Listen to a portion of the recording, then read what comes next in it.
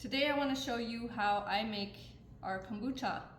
So I have green tea here and cane sugar, and I have my big container where I mix the sugar and the tea with hot water, which I boiled in here.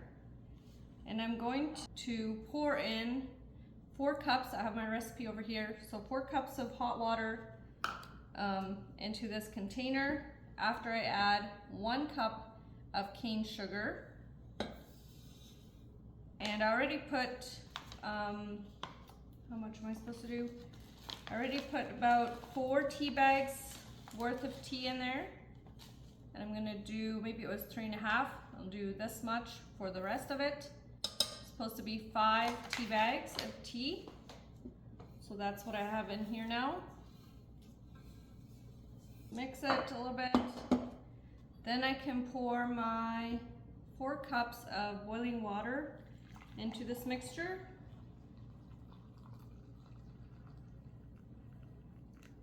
So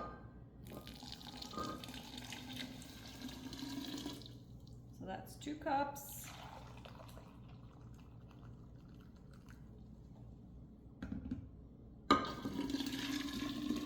3, 4. And I guess since I have a little bit more left in here, I'll see if I can do 6 today. It's not very picky. The tea just has to steep in the hot water for a few hours. I just let it steep until it cools down, and then I will drain it. I'm gonna get a spoon. So with making kombucha, I've heard that we're not supposed to use plastic or wooden spoons or anything, or even the cups for measuring. I prefer using glass, and then I have it in a glass container.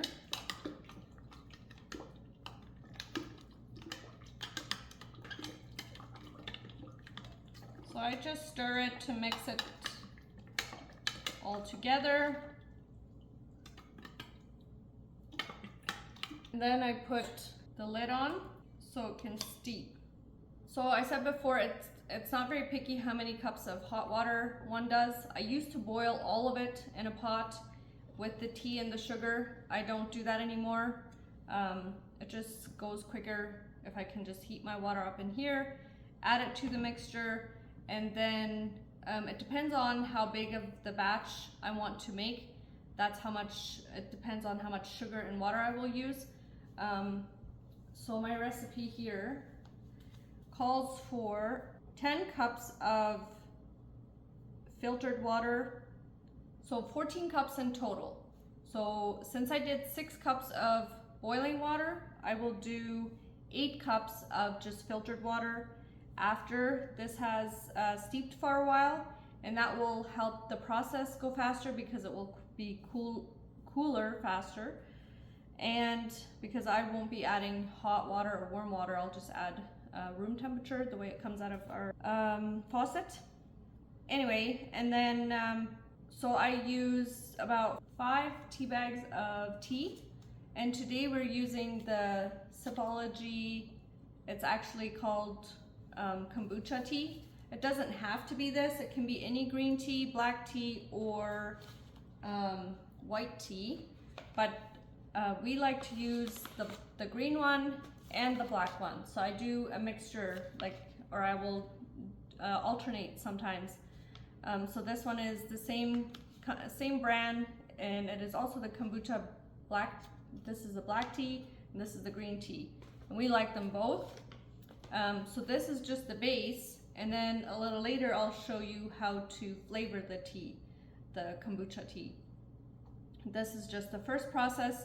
If you don't have a kombucha scoby, which I'll show you here in a bit, you can grow your own. I have grown my own 2 times now, and all I use is this.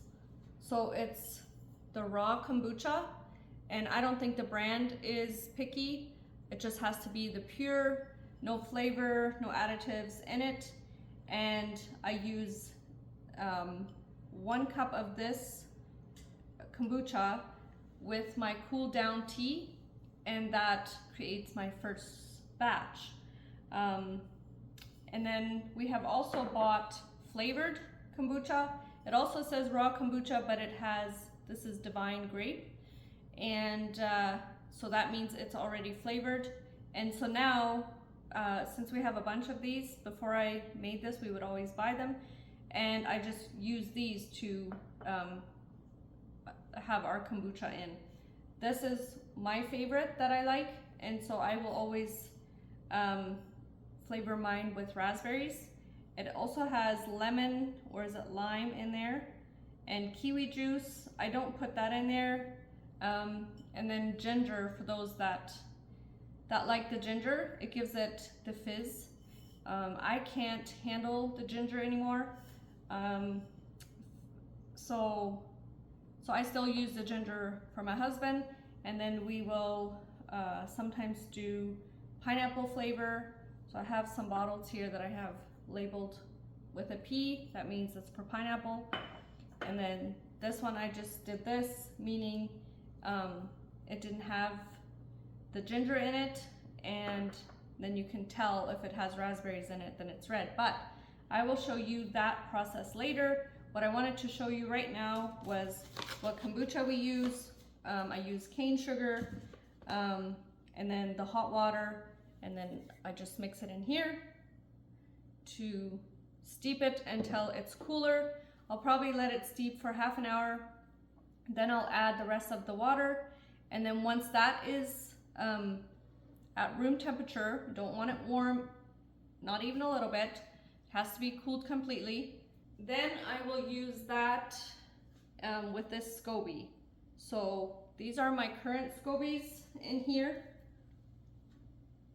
As you can see, it's pretty thick.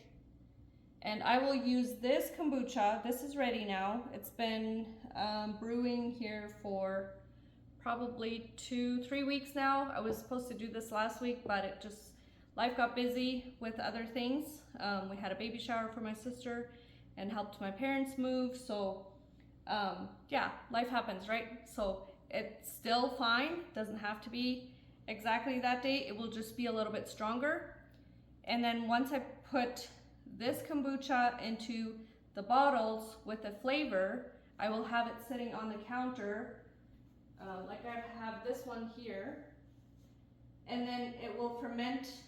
It will ferment even more and really get that flavor in there, and then we will move them to the fridge, and then they're ready to drink.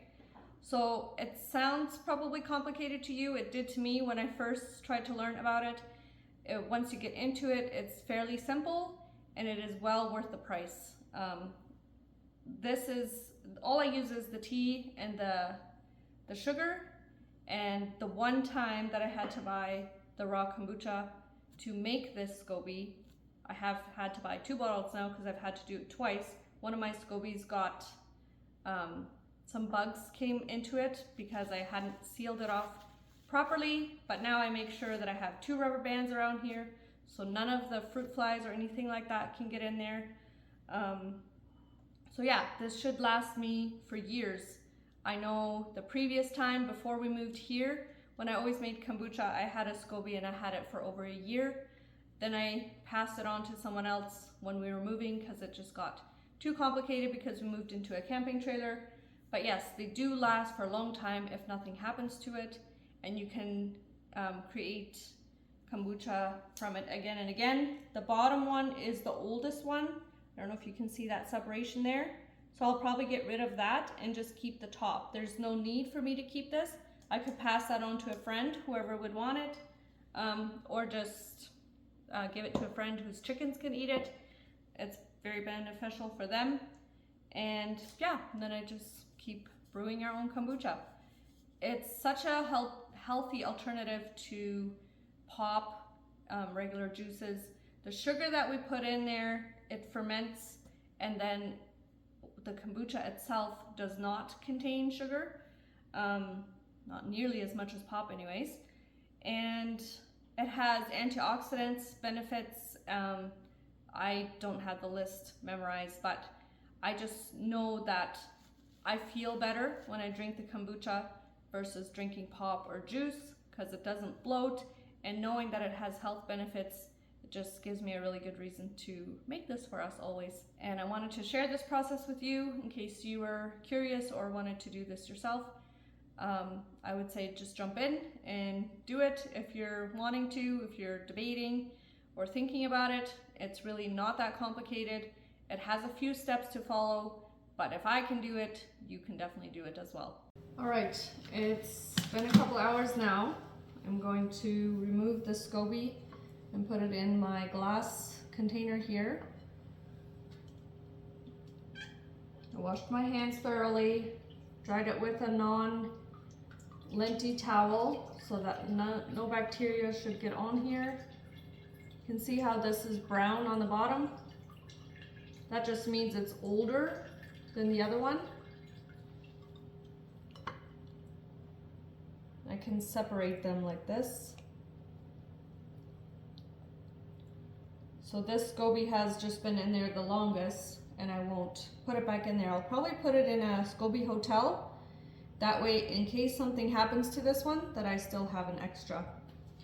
And I'm not exactly sure what this is. I've never seen this before. But I saw that there was more at the bottom there, but that's okay.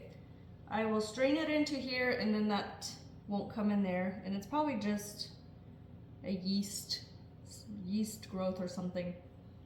Now I realize I have a strainer here. This is aluminum, I think, and this one's plastic. The funnel, I mean, I'm not sure how picky it is once I put it in here, but there's no SCOBY involved after I put this in here, so I'm thinking that the plastic will be okay. And I do need to save 1 cup of this tea for this for the next batch.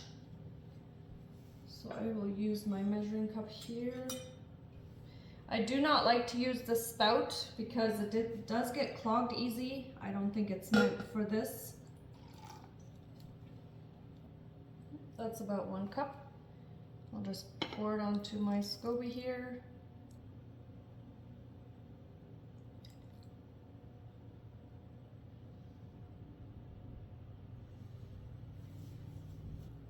And now that I've brought you a little closer, I'm going to start filling my bottles here.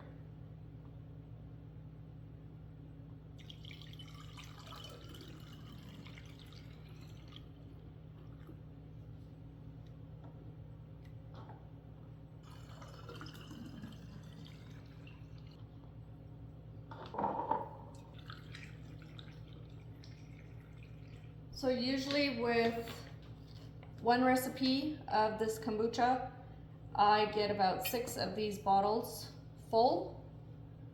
I made this one a little bit too full.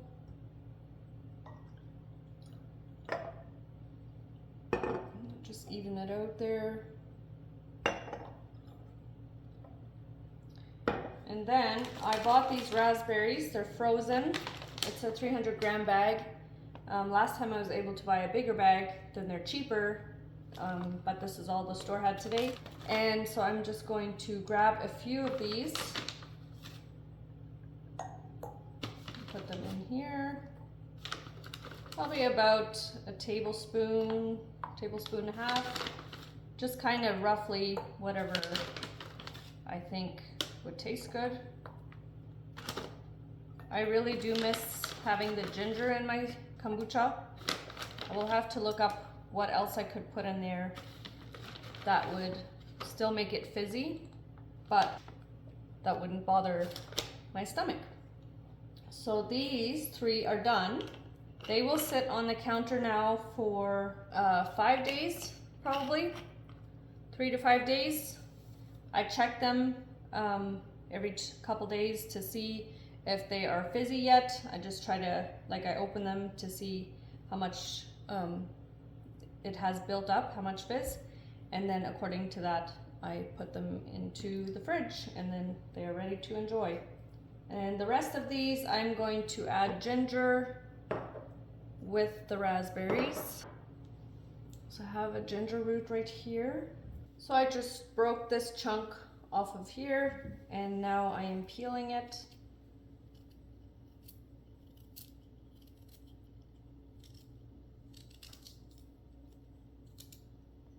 I will wash this and I'll just cut it into chunks. My husband likes a good strong kombucha or good strong ginger taste.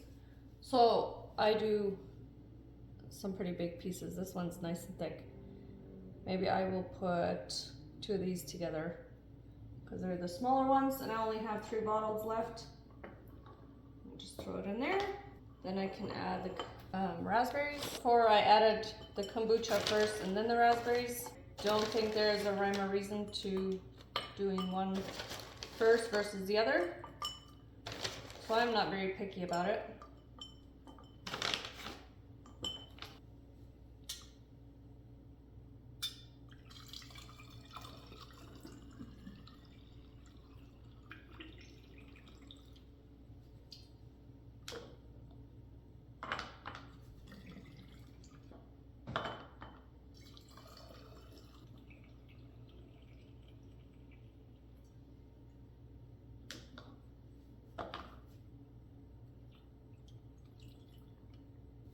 There, all complete. I had left a little note on here so that I would remember what tea I had used last. So I used green tea last time and I used green tea today as well. This is still warm to the touch.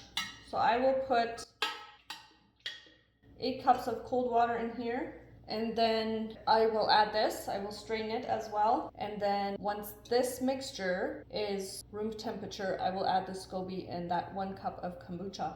And then it is complete. Then we can wait for this to brew for another 15, 20 days.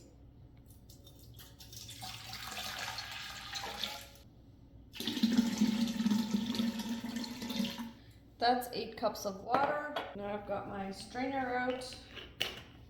Close this last one and I'm ready to put my tea into this water.